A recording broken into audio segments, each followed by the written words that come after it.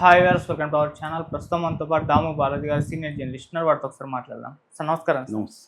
Sir, Aghori arrest అయిపోయిన తర్వాత శ్రీవర్షిని గురించి చర్చలు జరుగుతున్నాయి సార్. అంటే శ్రీవర్షిని ఎక్కడుంది, పేరెంట్స్ దగ్గరికి పంపించేశారని కొంతమంది, లేదు మిస్సింగ్ అయిపోయింది, అఘోరి దగ్గరికి వెళ్ళిపోతానని చెప్పేసి మారం చేసిందని ఇలా రకరకాల వార్తలు వచ్చేసాయి. మరి అసలు శ్రీవర్షిని ఎక్కడుంది, పోలీసుల దగ్గరనే ఉందా, దీనికి సంబంధించి ఇన్ఫర్మేషన్ ఏముంది సార్? అండ్ శ్రీవర్షిని ఇప్పుడు ఫ్యూచర్ ఏంటి సార్? ఆల్రెడీ అఘోరి అరెస్ట్ అయిపోయింది కదా, మరి శ్రీవర్షిని పెళ్లి చేసుకున్నారు వాళ్ళు, మరి ఇప్పుడు ఏంటి ఆమె పరిస్థితి ఏంటి?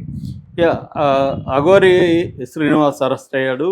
సో చంచల్గూడ జైల్లో పెట్టారు. ఆయన మీద దాదాపు 3-4 సెక్షన్ల కింద కేసులు పెట్టారు. ఒకటి 318 ఏం చెప్తుందంటే చీటింగ్, ఆర్థికంగా ఎవరినైనా మోసం చేస్తే అది 318 పెడతారు. అలాగే 308 ఏంటంటే బ్లాక్మెయిల్ చేయడం. ఎందుకంటే ఒక ప్రొడ్యూసర్ దగ్గర, ఒక మహిళా ప్రొడ్యూసర్ దగ్గర పూజలు చేస్తానని చెప్పి దాదాపు 10 లక్షల డబ్బులు తీసుకొని దాని తర్వాత ఉజ్జయినిలో పూజలు చేశారు. చేసిన తర్వాత కూడా బ్లాక్మెయిల్ చేయడం మొదలుపెట్టారు.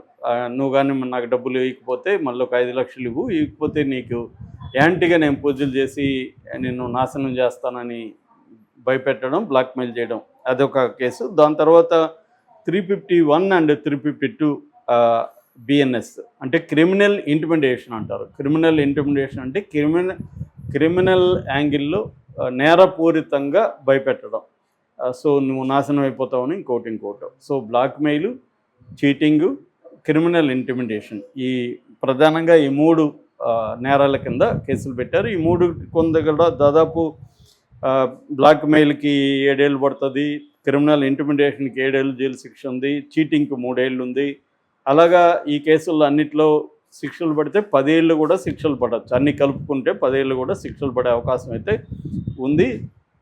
పైగా జడ్జిని చీట్ చేసిన కేసు కూడా పెట్టే అవకాశం ఉంది. ఎందుకంటే మీకు ఎవరైనా లాయర్ ఉన్నారని జడ్జి గారు అడిగినప్పుడు నాకు అంత స్తోమత లేదని అఘోరి చెప్పినట్టుకు తెలుస్తుంది. నిజానికి అఘోరి దగ్గర స్తోమత ఉంది.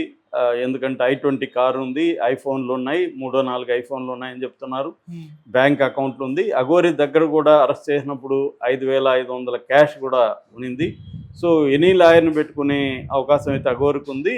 అయినా నాకు స్తోమత లేదని జడ్జి గారికి చెప్పడం, రేపొద్దున అది కానీ నిరూపితం అయితే అది కూడా ఒక కేసు అవుతుంది. ఎందుకంటే కోర్టుని చీట్ చేసిన కేసు అయ్యే అవకాశం ఉంది.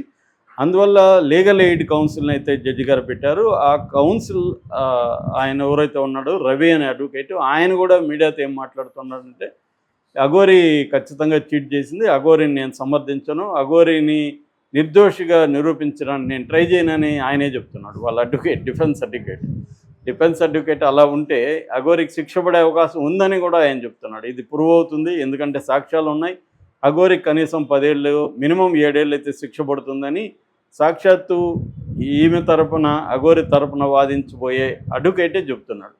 సో బెయిల్ వేస్తారా అని, మీరు బెయిల్ తెప్పిస్తారంటే నేను మామూలుగా బెయిల్ వేస్తాను తప్ప నేను తెప్పించడానికి కృషి చేయనని కూడా అంటున్నాడు. అంటే అఘోరికి బెయిల్ కూడా వచ్చే అవకాశం కష్టం ఈ లాయర్ ఉంటే. అఘోరి ఏమన్నా పర్సనల్గా డబ్బులు పెట్టుకొని చేసుకోవాలా, కానీ అఘోరి పరిస్థితి ఏంటి? అఘోరికి ఎవరు కూడా గట్టిగా సపోర్ట్ సిస్టమ్ ఇక్కడ కనబడట్లేదు. ఇప్పటివరకు ఏంటంటే అఘోరి బెదిరిస్తూ ఒక రకమైన అందరినీ భయభ్రాంతం చేస్తూ బతికేసింది తప్ప తన కోసం ఫైట్ చేసే బ్యాచ్ ఎవరు కనబడలేదు. యాంటీ బ్యాచ్ పెరుగుతున్నారు యాక్చువల్గా. ఫస్ట్ వైపు కూడా నిన్న ఓపెన్గా వచ్చి తన ముఖం కూడా చూపించి రాధిక ఆమె ఓపెన్గా మాట్లాడింది, తనకి శిక్ష ఖచ్చితంగా పడాలి అని చెప్పింది. సో ఈ నేపథ్యంలో అందరి దృష్టి ఇప్పుడు శ్రీవర్షిని మీద. అఘోరికి శిక్ష పడాలని దాదాపు 90% జనం కోరుకుంటున్నారు. ఈ మధ్యకాలంలో దళితులకు కూడా అఘోరి యాంటీ అయింది, అంబేద్కర్ని తిట్టడం, ఇటు ట్రాన్స్జెండర్స్కి యాంటీ అయింది, అటు అఘోరీలు అఖాడా వాళ్ళు మా అఘోరి కాదని చెప్పారు. సో ఇటు బ్రాహ్మణ్ బ్యాచ్ కావచ్చు, లేకపోతే హిందూ సంఘాలకు సంబంధించిన వాళ్ళు కావచ్చు, అన్ని సెక్షన్లలో అఘోరికి వ్యతిరేకత అనేది విపరీతంగా వచ్చింది. దానికి అఘోరి స్వయంకృత అపరాధం కూడా ఉంది. ఓన్లీ దేవుళ్ళకి సంబంధించి, సనాతన ధర్మానికి సంబంధించి కట్టుబడి ఉంటే ఇంత వ్యతిరేకత వచ్చేది కాదు. సో జనం మీద దాడులు చేయడం, విచ్చలవిడిగా రెచ్చగొట్టినట్టు ప్రవర్తించడం, డబ్బులు వసూలు చేయడం, తర్వాత అమ్మాయిల్ని పెళ్ళిళ్ళు చేసుకుంటూ వెళ్ళడం, ఈ యాంగిల్లో అఘోరికి అన్ని వైపుల నుంచి వ్యతిరేకత వచ్చింది. ఈ క్రమంలో శ్రీవర్షిని పరిస్థితి ఏంటి? శ్రీవర్షిని మనం చూసాము, అఘోరి కంప్లీట్గా అఘోరి ఫోల్డ్లో శ్రీవర్షిని వెళ్ళిపోయింది. నేను ఈయనతోనే జీవితాంతం ఉంటాను, మేము ఇద్దరం బెడ్లు కూడా కంటాము. ఫస్ట్లో అడాప్షన్ అన్నారు, మళ్ళీ ఇతనితోనే బెడ్లు కంటాను అనే మాట కూడా అమ్మాయి చెప్పింది. దాని తర్వాత ఎమోషనల్ కూడా వాళ్ళ మధ్య ఒక బాండ్ ఏర్పడింది అన్నది మనకు అర్థమవుతుంది. వాళ్ళిద్దరు ఎమోషనల్గా కన్నీళ్లు పెట్టుకొని కూడా మాట్లాడారు, మమ్మల్ని వదిలేసేయండి లేకపోతే మేము ఇద్దరం కలిసి ఆత్మహత్య చేసుకుంటామని కూడా అన్నారు. మీడియాని బెదిరించారు వాళ్ళు, ఇటు పోలీసులను కూడా బెదిరించారు, మమ్మల్ని అరెస్ట్ చేయడానికి వస్తే మేము ఇదవుతుందని. సో ఆ నేపథ్యంలో పోలీసులు వెళ్ళి, ముఖ్యంగా పోలీసులు ఉత్తరప్రదేశ్ మధ్యప్రదేశ్ బార్డర్లో వీళ్ళిద్దరిని పట్టుకొచ్చారు. సో ఇప్పుడు ఆ అమ్మాయి ఎక్కడ ఉండాలి, ఎందుకంటే ఆ అమ్మాయికి ఏమీ ప్లేస్ కానీ ఏమీ కానీ లేదు ఉండడానికి. దాంతో ఒక ఛానల్ వాళ్ళు వాళ్ళ అమ్మ నాన్నని విజయవాడకి తీసుకొచ్చారు. వాళ్ళ అమ్మ నాన్న కూడా నిన్న మీడియాతో మాట్లాడారు. వాళ్ళ అమ్మ అయితే అఘోరిని మీడియా ఎదుర్కొని భయంకరమైన బూతులతో మాట్లాడుతుంది. దాన్ని బట్టి వాళ్ళు ఎంత బాధలో ఉన్నారో మనకు అర్థం చేసుకోవచ్చు. తమ కూతుర్ని అఘోరి డ్రగ్స్ ఏదో పెట్టి తీసుకెళ్ళిపోయిందని వాళ్ళు బలంగా నమ్ముతున్నారు. సో అందుకనే వాళ్ళు అంత కోపంతో ఉన్నారు. ఎందుకంటే 23 ఏళ్ళ అమ్మాయి ఎంతో కష్టపడి పెంచుంటారు, చదివించుంటారు. బీటెక్ సెకండ్ ఇయర్ చదువుతుంది. బీటెక్ కంప్లీట్ చేస్తే వాళ్ళకి ఆ ఫ్యామిలీకి కొంత ఆదరవుగా ఉంటుంది. అలాంటి అమ్మాయిని ఎత్తుకుపోవడం అనేది వాళ్ళు జీర్ణించుకోలేని పరిస్థితి అయితే కనిపిస్తుంది.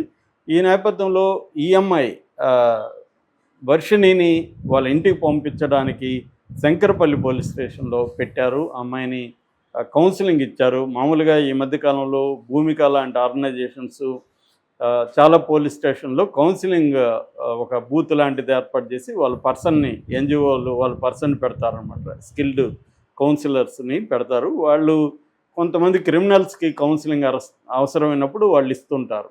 అలాగా అఘోరి ఈ తరపున ఉన్న ఈ అమ్మాయికి కూడా, శ్రీవర్షన్కి కూడా కౌన్సిలింగ్ ఇవ్వడానికి ట్రై చేశారు పోలీసులు కావచ్చు, ఎన్జిఓలు కావచ్చు. కానీ ఆ అమ్మాయి పట్టుబట్టి నేను జైలుకి వెళ్తాను, నేను కూడా అఘోరితోనే ఉంటాను, అఘోరిని విడిచిపెట్టి నేను బతకలేనని ఏడవడం, అరవడం ఇవన్నీ చేసింది.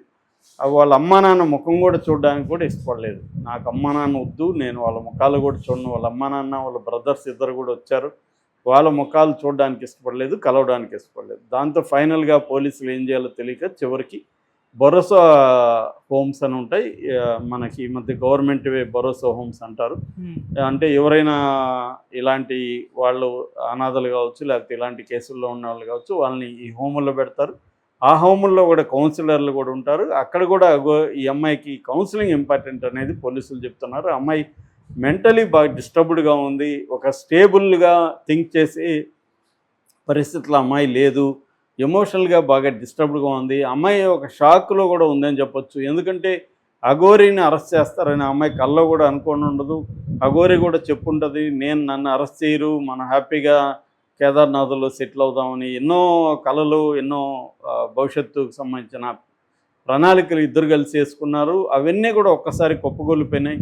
ఇప్పుడు అఘోరి అరెస్ట్ అయిపోయింది, ఎప్పుడు బయటకు వస్తుందో అఘోరి తెలియదు, బెయిల్ వచ్చే అవకాశం కూడా లేదు.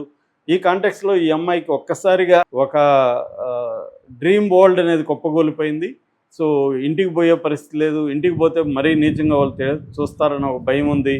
సో ఎక్కడికి వెళ్ళాలో తెలియదు. దాంతో పోలీసులు మాత్రం భరోసా కేంద్రంలో ప్రజెంట్ తాత్కాలికంగా పెట్టారు. అమ్మాయిది మాత్రం కొంచెం అమ్మాయికి ఇమ్మీడియట్గా నిజానికి రిహాబిలిటేషన్ సెంటర్లో పెట్టాలని కూడా అనుకున్నారు పోలీసులు. ఎందుకంటే అమ్మాయికి ఇమ్మీడియట్గా సైకలాజికల్ హెల్ప్ అయితే సైకాట్రిస్ట్ దగ్గర చూపించాలి, సైకలాజికల్ హెల్ప్ కావాలి. అమ్మాయికి ఎవరైనా సపోర్ట్ సిస్టమ్ కూడా ఉండాలి. అమ్మాయిని అర్థం చేసుకొని అమ్మాయితో పాజిటివ్గా మాట్లాడి ఏం కాదు, అఘోరి బయటకు వస్తారు, నీకు ఇబ్బంది ఏమి లేదు, కొద్ది రోజులు ఓపిక పట్టు అని ఒక ధైర్యం చెప్పేవాళ్ళు కావాలి. అంతేగాని నువ్వు అఘోరితో వదిలిపెట్టు, అఘోరిని పక్కన పెట్టేసి అనగాని చెప్తే అమ్మాయి ఇంకా ఎక్కువ బాధపడే అవకాశం ఉందన్నమాట. సో ఇప్పుడు మరి ఆ కౌన్సిలింగ్ ఏమాత్రం పనిచేస్తుంది